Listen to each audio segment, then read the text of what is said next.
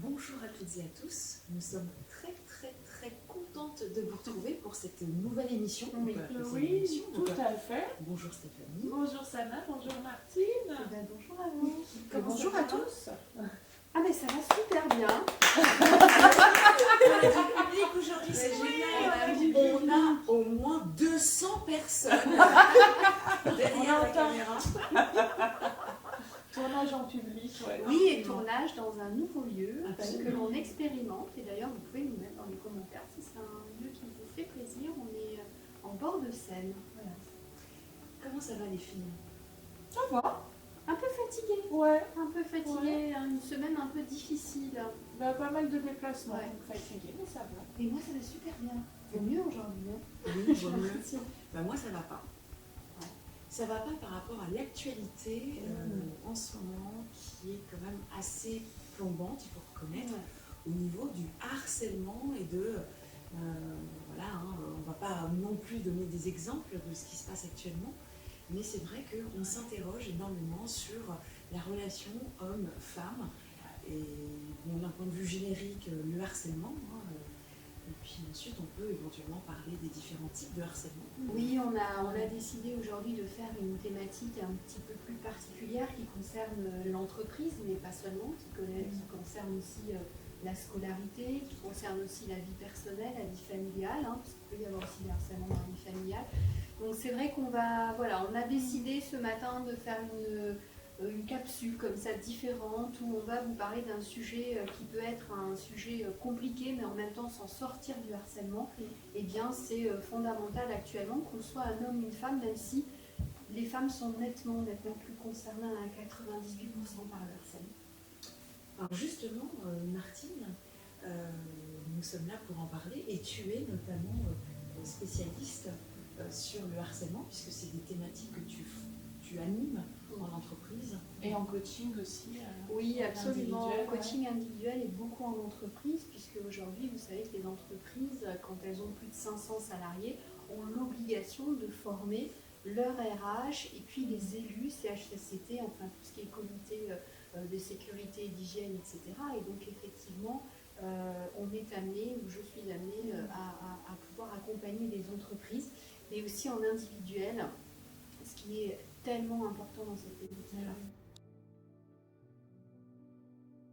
La définition, en tout cas juridique, hein, c'est une violence verbale, physique ou psychologique à partir de deux agissements. Ça, souvent, on n'en a pas conscience. Un harcèlement nous donne une notion de répétition. Et c'est cette répétition qui va faire qu'à un moment donné, bah, moi, au bout, il y a des personnes qui, au bout de la deuxième fois, vont commencer à alerter. Puis d'autres personnes, et malheureusement, hein, moi j'en faisais partie, qui attendaient 10 fois, 15 fois, 1 an, 2 ans et qui ne faisaient même pas. Donc en fait, le harcèlement nous donne une notion légale de répétition. À quel moment est-ce que c'est vraiment du harcèlement? Oui, c'est absolument, parce qu'on est aussi, puis il y a beaucoup d'hommes aussi qui disent mon Dieu, mais maintenant je ne peux plus parler à une femme, je ne peux plus l'aborder, je ne peux plus oser. Donc on n'est pas dans un monde binaire, effectivement, les choses sont complexes. Moi je dirais, en tant que praticienne, c'est de ces sujets-là, c'est de se dire, c'est nous qui jaugeons ça. C'est-à-dire là, c'est un trop-plein. Là, c'est la remarque de trop, c'est l'agissement de trop, et c'est cette remarque-là qui va me faire donner envie, finalement, de me mettre en système de survie.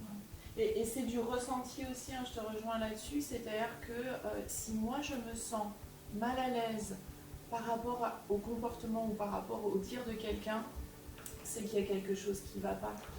Ce malaise que je ressens, c'est que la personne a fait ou a dit quelque chose qui n'allait pas, qui était déplacé. Absolument. Alors, tu parlais de ton expérience, il se trouve que moi aussi j'ai été victime et depuis vraiment l'école primaire, donc tu as raison, c'était pas par hasard que nous faisons ce métier. Donc en fait, si on entre vraiment dans le cœur du sujet, est-ce que on choisit d'être harcelé? Alors ça c'est une question qui est extrêmement importante. En tout cas, moi je la poserai pas forcément de cette façon-là, parce que l'idée c'est effectivement que déjà on puisse enlever cette culpabilité et cette honte. Parce que quand on est harcelé, Moi, j'ai accompagné il n'y a pas très longtemps une personne qui avait plus de 50 ans, qui était vraiment aguerrie, cadre dirigeant d'une entreprise et qui n'a jamais osé parler de son harcèlement à sa famille. Donc c'est un sujet où tout de suite on a une espèce de chape de plomb, une culpabilité et une honte. Une honte, la honte, vous savez, c'est un sentiment relié aux autres, donc j'ai honte d'en parler. Alors après, ce qu'on peut dire, et ta question elle est super intéressante, Sana, ce qu'on peut dire, et il me semble, pour travailler beaucoup en psychotrauma, c'est que dès lors qu'on est harcelé, on peut se dire et on peut s'en sortir en se disant plus jamais ces comportements que j'ai pas osé avoir. C'est-à-dire, la première chose, c'est d'en parler, et la deuxième chose, c'est de poser des limites. Alors, on pourra voir, troisième chose, alerter, etc. Mais ces deux premières choses, souvent, on les oublie. Et donc, c'est un véritable, je peux le dire comme ça, cadeau de la vie, de se dire, à partir de cette épreuve extrêmement difficile, qu'est-ce que ça raconte de moi? Qu'est-ce que ça raconte finalement de mon comportement à pas avoir à un moment donné su?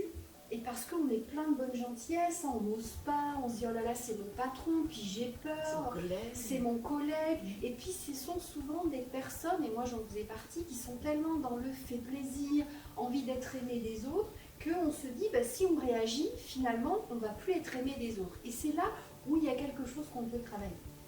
Donc, en fait, on peut partir du principe que c'est la première idée, la première clé pour se défendre face au harcèlement, c'est d'oser en parler et de libérer la parole. Absolument. La première bonne pratique, vous savez qu'on est dans la bonne pratique de la qualité de vie au travail, maintenant depuis quelques mois ensemble, c'est effectivement de pouvoir en parler.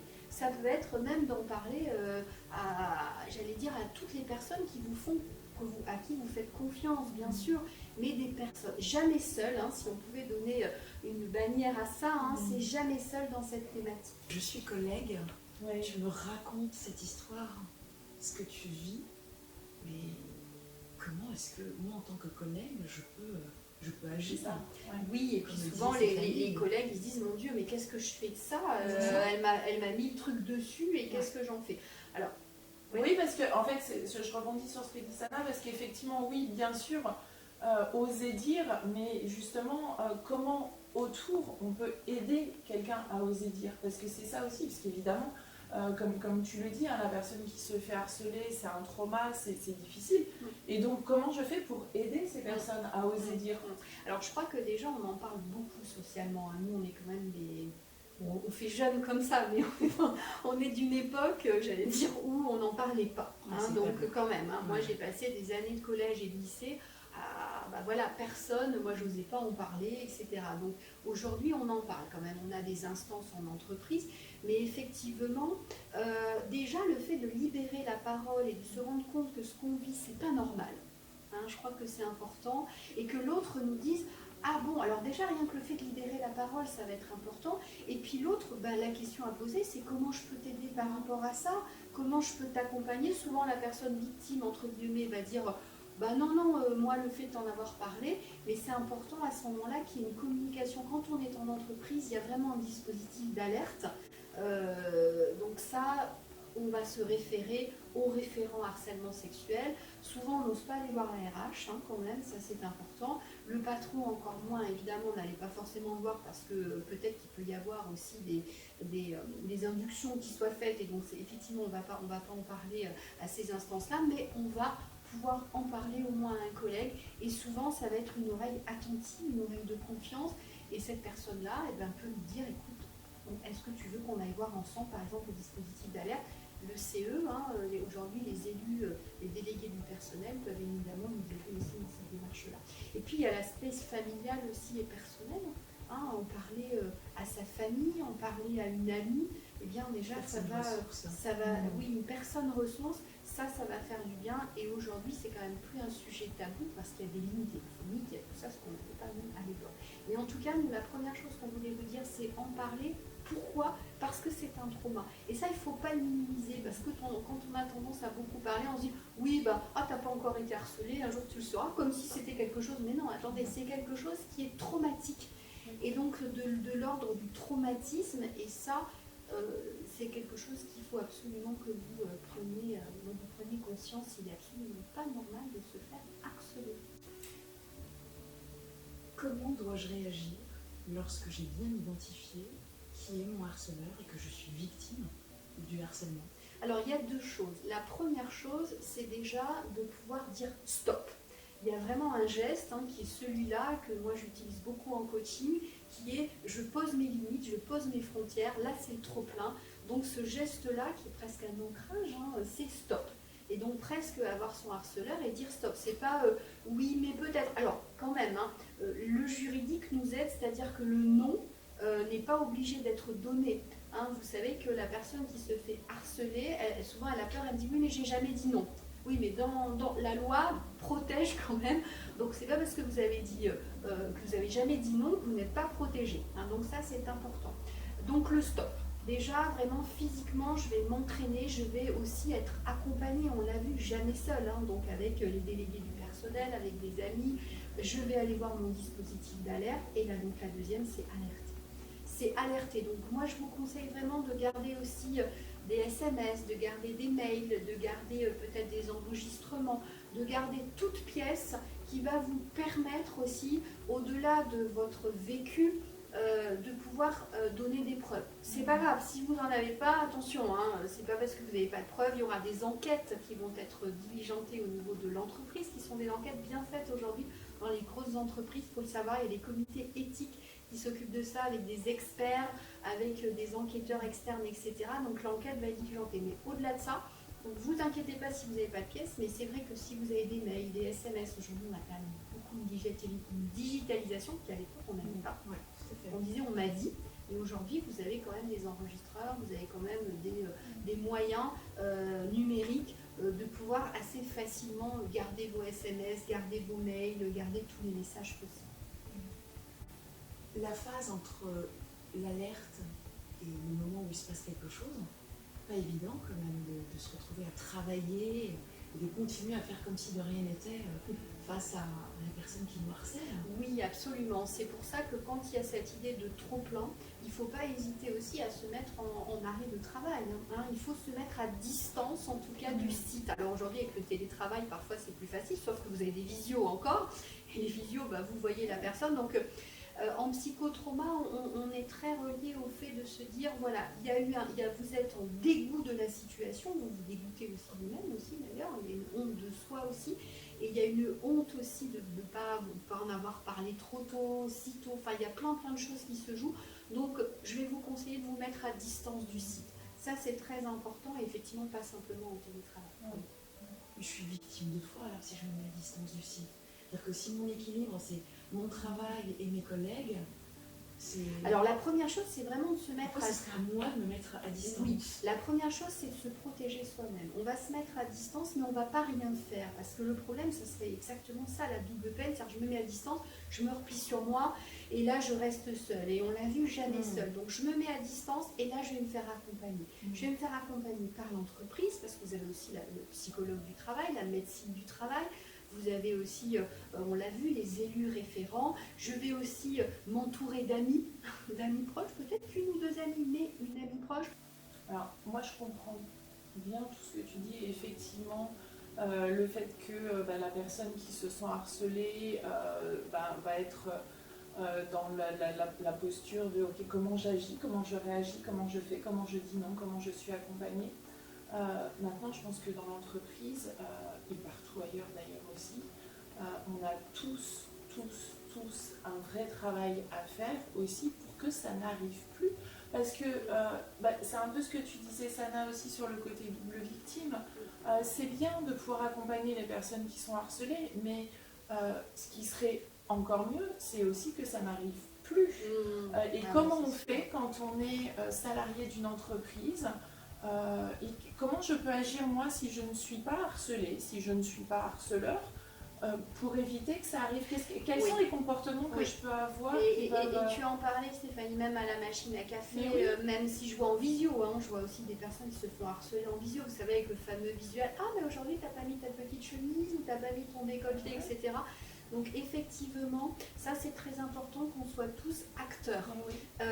Donc quand on entend des propos comme ça, il ne faut plus être dans le silence. Souvent on ne savait pas quoi répondre, et c'est vrai, on était aussi démunis, on se disait mais oui, mais si je réponds, puis à mon chef, qu'est-ce que je vais dire? Souvent, on rigole aussi. Alors ça, c'est terrible, hein, parce que quand on rigole, on consent aussi ce genre d'agissement et propos sexistes. Et ça, effectivement, c'est très juste ce que tu dis, le rire, et ça peut être un rire nerveux aussi. Oui, c'est-à-dire que c'est un rire malaisant. On est témoin, voilà, il y a un collègue qui va dire effectivement, tiens, t'as pas mis ton décolleté aujourd'hui. On est mal à l'aise par rapport à ça. Du coup, on a un petit rire nerveux et on se dit, bon, bah maintenant que j'ai ri, bah, je peux pas dire c'est bizarre alors, ce que ça dit. c'est un rire nerveux, mais pour la personne victime, elle croit que c'est plutôt... Il faut dire non, en fait, ça se dit pas de dire ça. Et il faut le dire quand nous-mêmes on est Alors témoin. moi, il y a quelque chose que j'utilise qui fonctionne assez bien. Bon, alors souvent, c'est quand même des hommes qui disent ça, sauf qu'il y a quand même des harcèlements de femmes aussi, mais c'est 2-3%. Donc on va plutôt s'attacher à la grosse majorité. Mais je le dis parce que c'est vrai que ça peut aussi. Mais effectivement, moi, quand il y a un homme qui dit ça dans une réunion, il y a quelque chose qui fonctionne assez bien, c'est lui dire « Tiens, il me semble que tu as une fille. Est-ce que tu aimerais qu'on dise ça à ta fille? Ou tu as une nièce, ou si tu avais une fille ?» Et c'est vrai qu'il y a quelque chose de l'ordre de « Ah, ça me fait bizarre » et je lui renvoie en miroir. La deuxième chose à dire, c'est aujourd'hui, ces propos-là ne sont plus, c'est-à-dire sont pénalement interdits. C'est plus simplement il faut pas, c'est interdit par la loi, et non seulement c'est interdit, mais c'est puni. Hein, aujourd'hui, moi je fais partie aussi, je travaille sur des enquêtes, etc., où on nous appelle, etc., et on voit très bien que les personnes, elles sont mises à pied, ou mieux, où elles sont virées. Où elles sont, voilà, donc il y a des enquêtes, aujourd'hui c'est des choses là, donc dire à un collègue, c'est sérieux ce que tu dis, et au fond, voilà, donc ça c'est important, et aujourd'hui tu n'as plus le droit de dire ça en entreprise, ou tout simplement, attention, là on est hors sujet, ou on est hors cadre. Mais j'aime bien l'idée de renvoyer aussi le miroir, parce qu'il y a quelque chose qui est de l'ordre un petit peu de l'affect, tiens, si on disait ça à ta fille, comment ce serait?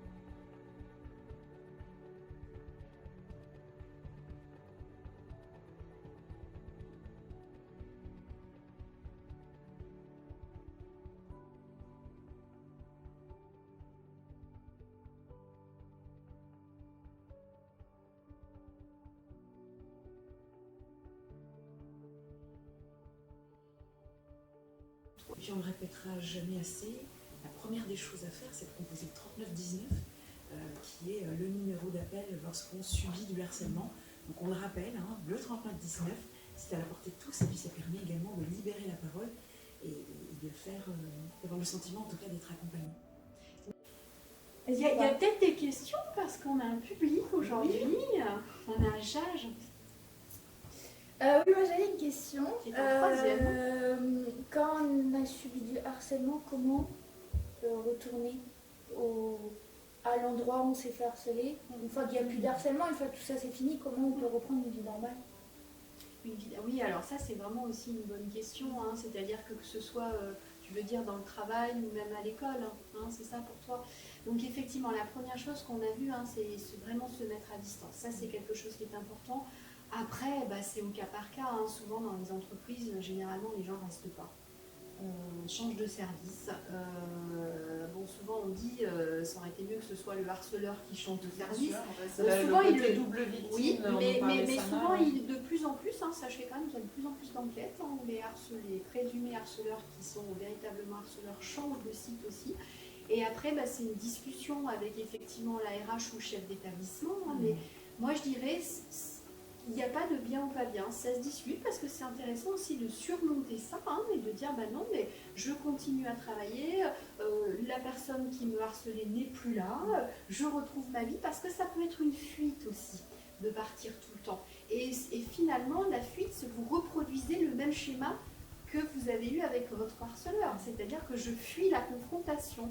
Et donc, il y a quelque chose qu'on peut plus utiliser au cas par cas. En tout cas, la première chose, Jage, c'est de se mettre à distance. Et après, ce que tu disais aussi sur le jamais seul, c'est-à-dire que si la personne ne le sent pas de revenir, et là on parlait justement de quelqu'un qui a du mal à revenir au collège ou à l'école ou au lycée, c'est de pouvoir en parler à une amie, un ami, de dire voilà, jamais seul. J'ai du mal à revenir, et donc d'en parler, d'y aller avec quelqu'un ou de se faire accompagner aussi. Absolument. C'est Michel Rocard qui disait, ancien Premier ministre, disait que si tous les dégoûtés s'en vont, il ne reste que les dégoûtants. Ouais. Autre question? Bonjour mesdames, Bonjour monsieur.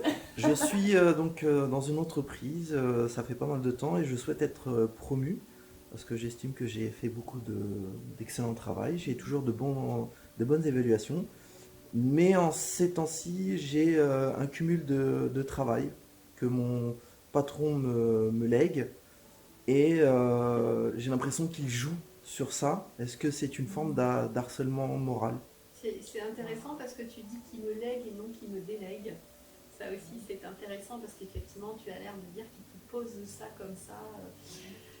Alors, c'est très intéressant parce qu'on a l'impression que lorsqu'on veut avoir une promotion, on n'a pas le droit aussi de poser des limites. Ça peut être, alors après, on pourrait voir ton cas de manière plus précise, mais en tout cas, par rapport à ce que tu nous dis, moi je dirais que ça peut être un excellent sujet aussi pour aller en négociation, en confrontation ainsi avec ton boss, ton N+1, comme on dit en entreprise, et de dire, voilà, ça je peux faire, ça je peux pas faire. Ça ne remettra pas forcément en question, attention, souvent, justement, il y a des personnalités qui pensent que justement ne pas aller négocier, ne pas aller se confronter, eh bien c'est quelque chose qui va leur permettre d'avoir une promotion. Et aujourd'hui, plus que jamais, nous qui travaillons dans le champ de la qualité du travail, eh bien aller se confronter en disant ça je peux pas faire, parce que tu vois, quand tu m'en donnes, là j'ai l'impression d'en avoir trop, finalement c'est quoi la priorité? C'est quoi le sujet prioritaire aujourd'hui? Eh bien ça va pouvoir effectivement montrer quand même à mon patron que j'ai des capacités à rentrer en confrontation, non pas en affrontement d'ailleurs. Ou en négociation. Ouais, Et c'est vrai qu'en formation, on rencontre très souvent des collaborateurs qui nous disent je ne sais pas dire non. Puis je ne me vois pas dire non parce que je n'ai pas le choix.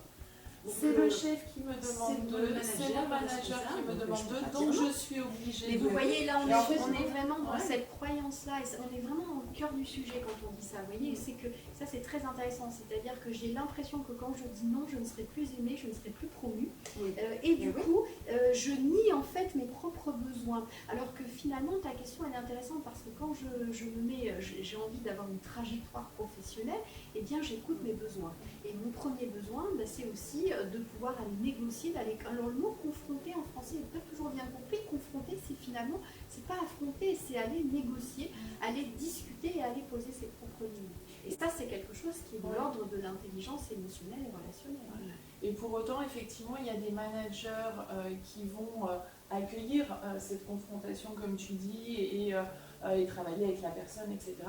Et puisqu'on est dans le sujet, il y a aussi des managers harceleurs qui vont faire exprès de rajouter de la charge de travail, de profiter. Oui, puis même qui vont pouvoir dire si tu veux ta promotion, t'as intérêt à y aller. Et là, Même on en est blaguant. typiquement. Même en blaguant, Mais oui. mais la blague n'est jamais une blague. Et là, on est typiquement dans un cas de harcèlement à ce moment-là. Absolument. Et là, ça passe par ce que tu disais, les instances, les Oui, RH, et puis ça peut. c'est pas possible. En Oui, fait. puis deuxième chose, ça peut se dire, est-ce que ça peut me poser question, est-ce que j'ai envie d'avoir ma promotion dans cette entreprise aussi? Parce que si votre patron réagit comme ça aujourd'hui avec vous, et vous voyez, vous vous posez des questions et énormément de questions, ça peut aussi valoir la peine de se dire, est-ce que c'est la bonne entreprise pour vous? Si, dans un scénario, la personne qui se fait harceler ne peut pas prendre de distance avec son harceleur, c'est impossible, parce qu'il est vraiment collé à elle ou à lui. Comment je fais pour sortir?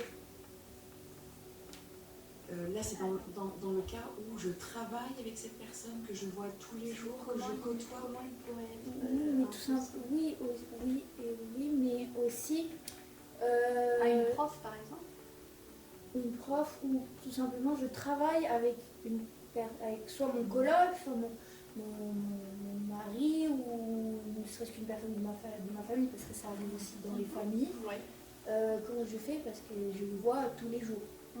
Ça, c'est très intéressant aussi, hein, Jage. Merci de cette question parce qu'on a affaire à des personnalités toxiques quand même, hein, si on parle de harceleurs présumés. Donc, effectivement, donc à nouveau, jamais seul, même quand c'est dans la famille, on en parle à des personnes, on met les choses sur la table. Et puis, ce qui est important dans une famille aussi, c'est que cette personne, elle puisse être aussi, j'allais dire, soignée. Hein. Parce que là, je pensais au triangle de Karpman. Oui. Victime, Oui, sauveur bien sûr. et bourreau, Bien c'est de sûr. sortir effectivement de... Oui, et on peut en sortir en parlant déjà, c'est ce qu'on a vu au début, et puis aussi en se disant, la personne, surtout si elle est dans la famille, on peut se mettre à distance d'ailleurs de certaines Et c'est personnalités. même nécessaire. À partir du moment où c'est toxique, On en sait quelque chose, absolument. Dès l'instant où c'est toxique, souvent sont aussi des personnes qui ne veulent pas être soignées, surtout dans les anciennes générations. Hein, voilà, après se mettre à distance, même je dirais, alors moi je le conseille pas toujours, mais moi je me suis mise à distance de mon papa parce que c'est une personnalité toxique. Je crois qu'aujourd'hui, ce qu'on faisait pas avant, parce qu'on se soumettait beaucoup, je peux pas faire parce que c'est mon cousin, c'est mon grand frère, etc. Aujourd'hui, je crois qu'on peut aussi se prendre certaines libertés pour pouvoir, on n'est pas obligé d'aller, moi je dis toujours, le dimanche, voir sa famille, on peut faire d'autres choses aussi. Oui, et puis c'est aussi aux autres personnes de la famille de pouvoir organiser des choses en mettant à distance la personne toxique. Et il y a ça aussi, parce qu'effectivement, parce que c'est l'idée de pas s'isoler soi en se mettant à distance. Moi, mais de tonton dire- Marcel, je l'aime bien. Donc pourquoi est-ce que tu vas me priver de tonton Marcel là? C'est ça le problème. C'est ça aussi, c'est que les C'est autres qu'il y a des jeux personnes de la famille psychologiques doivent aussi. pouvoir dire Absolument. non, tonton Marcel, on l'invite plus en fait. Ouais, alors ça, ce serait Parce une que c'est position. aussi à lui d'être à l'écart. Oui, absolument. Alors, ce qui souvent sont des personnes qui idéalement se retrouvent seules à la fin, mais en tout cas, quand vous avez une personnalité toxique, prenez la responsabilité, non pas en mode j'ai envie qu'on me sauve, mais moi-même, je prends la décision de me mettre à distance de cette personne. Alors, quand on est adolescent, c'est compliqué. Quand on est adulte, on peut avoir des ressources aussi pour se dire non, stop à nouveau, j'irai pas dimanche midi avec tonton Marcel. Et en fait, ce qui est très difficile aussi, justement, c'est que, on va rester sur tonton Marcel, mais c'est un exemple, peut avoir des agissements toxiques avec une personne, et pour autant, ça peut être quelqu'un qui a une personnalité avec beaucoup d'humour, etc. C'est le cas, hein. Et souvent c'est le cas, et de fait, on dit ah bah ouais, mais c'est sympa quand tonton Marcel vient, parce il y a de qu'il l'ambiance, il y a ça de l'ambiance, détend. il est rigolo. Oui, Et du coup, c'est difficile pour les Oui. autres personnes de la famille. Et il faut Absolument. oser aussi, oser Absolument.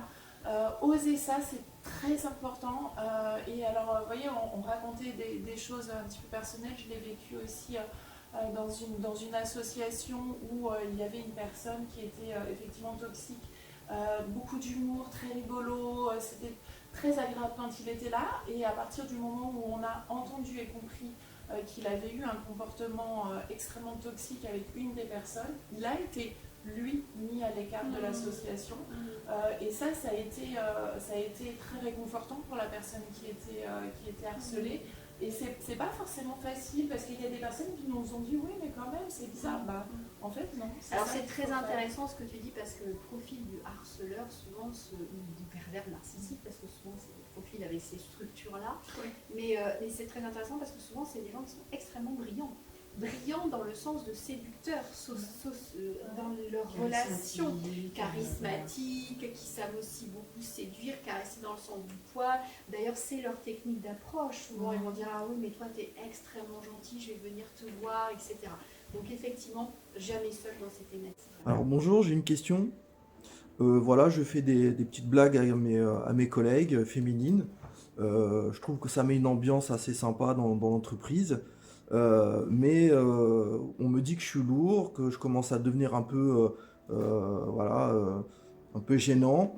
Pourtant, moi, j'aime bien parce que ça fait un peu le mec assez sympa, voilà. Le souci, c'est que ça me rend un peu triste d'entendre ça et je me rends pas forcément compte de mes actions parce que je trouve ça sympa et puis assez, comment dire, Enfin, Rigolo. Rigolo, Ouais, oui, ouais, oui, oui, ouais, ça met, mais ça met une ambiance assez ouais. fun, voilà. Et puis tout le monde vient me voir en me disant, ah, allez, t'as pas une petite blagounette, t'as pas un petit truc, voilà. Ouais, c'est vraiment l'un des cœurs du sujet, hein, Ouais, oui, dont on c'est parlait ça. effectivement.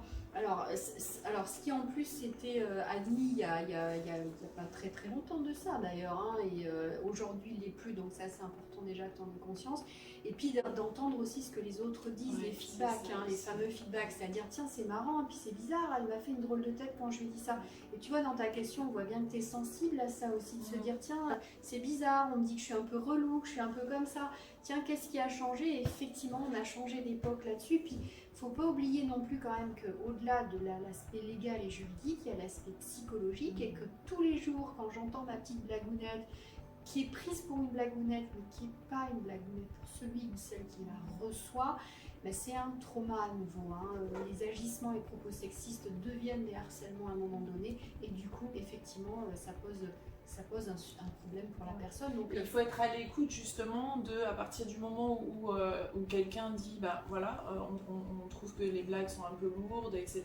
C'est être à l'écoute de ça, ça veut dire que ça dérange des gens. Et donc si l'objectif d'une personne c'est de faire rire et de mettre une bonne ambiance, et ben là l'objectif il est carrément pas atteint. Donc l'idée c'est aussi de trouver un moyen de mettre une bonne ambiance. Et il y a plein de blagues qui peuvent être super rigolotes, qui sont pas des blagues sur les différences, que ce soit les différences de genre, les différences de... Voilà, et en fait, c'est trouver une façon de faire de l'humour autrement aussi, parce que toutes les blagues qui peuvent être basées sur des choses sexistes ou autres, ça renforce quelque part ces concepts-là, et c'est aussi ça, c'est-à-dire que l'idée c'est de se sortir de là et de faire des blagues sur autre chose. alors la C'est bonne tellement nouvelle, un sujet de blague la bonne aussi. nouvelle aussi quand même, c'est que quand vous posez ce sujet-là, c'est que vous C'est n'êtes que pas oui. un harceleur Ouais. vraiment, on va dire, chronique. Oui, c'est ça. Parce que sinon, vous ne poseriez pas ça. Hein. C'est-à-dire que vous êtes à l'étape de oh, dommage, excuse-moi, je m'en suis pas rendu compte. Et là, c'est OK. Et là, ouais. Et au contraire, j'allais dire, c'est bien posé et on a tous des Échangeons Oui, Échangeons et puis tous on en veut fait. tous se réajuster, Ouais. même les femmes hein, qui font des blagues aussi sexistes. Eh bien, merci Stéphanie, merci Martine. Merci Sana. Un sujet encore extrêmement passionnant, on aurait tellement de choses à dire que de toute façon on déclinera certainement sur d'autres thématiques encore.